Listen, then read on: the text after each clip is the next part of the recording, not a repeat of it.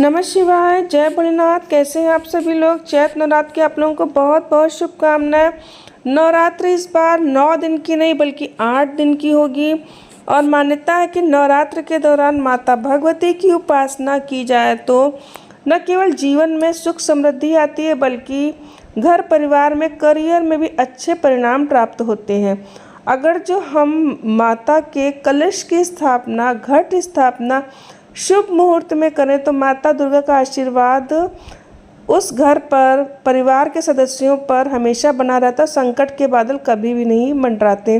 इसलिए भक्त जो होते हैं नवरात्र के दिनों में माता के अलग अलग रूपों की आराधना अपनी सामर्थ्य के अनुसार करते हैं। तो अगर जो मैं बात करूं कि प्रतिपदा तिथि कब शुरू हो रही है तो ये 29 मार्च दिन शनिवार रहेगा।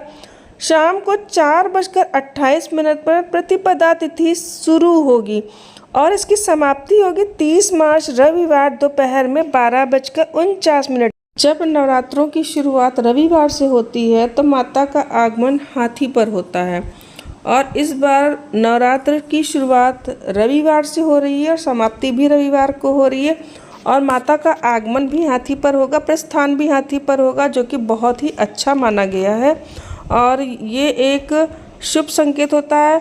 और सर्वार्थ सिद्धि योग जिस दिन पहली जो नवरात्र रहेगी 30 मार्च को, उस दिन सर्वार्थ सिद्धि योग रहेगा, इंद्र योग भी रहेगा।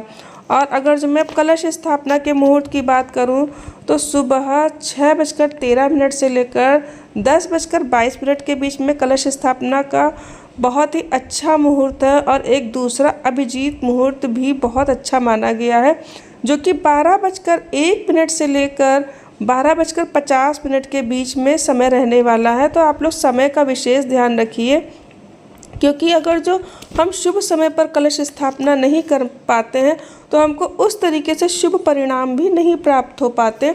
इसीलिए शुभ समय का अवश्य ध्यान रखिए। बहुत से लोग ये भी जानना चाहते हैं अष्टमी तिथि नवमी तिथि कब की रहेगी। अष्टमी तिथि 5 अप्रैल दिन शनिवार की रहेगी। नवमी तिथि 6 अप्रैल दिन रविवार की रहेगी। नवरात्र का जो 9वां दिन की अगर मैं बात करूं तो वो 7 अप्रैल दिन सोमवार का रहेगा। व्रत के पारण और कलश के विसर्जन की अगर जो बात करूं तो वो देखिए 10वीं में ही किया जाता है। ये तो अपने अपने यहाँ की मान्यता होती है, किसके यहाँ किस तरीके से होता है। तो 10वीं तिथि की प्रारंभ की बात करूं तो 6 अप्रैल रविवार शाम 7:24 पर 10वीं तिथि की शुरुआत होगी और 10वीं तिथि की समाप्ति होगी 7 अप्रैल सोमवार में रात 8 बजे। तो फ्रेंड्स, अब इसमें भी जो बहुत से लोग पारण का बहुत पूछते हैं, तो पारण बहुत से लोग 9वीं तिथि को जो चतुर्थ जो पहर होता है उसमें करते हैं।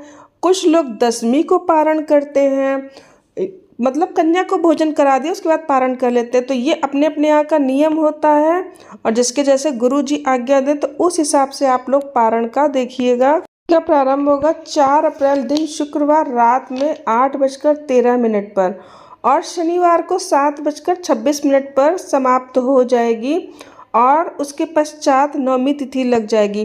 तो बहुत से लोग ऐसा भी पूछते हैं कि कितने नवरात्र हैं, तो 8 नवरात्र हैं कुल मिलाकर और जो दूसरा और तीसरा नवरात्र है वो एक ही दिन पड़ेगा, बाकी क्रम उसी तरीके से चलता रहेगा। उसके बाद में चतुर्थ, फिर पंचम, फिर षष्ठ और फिर सप्तमी, फिर अष्टमी, फिर 9वीं नवरात्र रहेगा। जय भोलेनाथ। मिलती हूँ नेक्स्ट वीडियो में।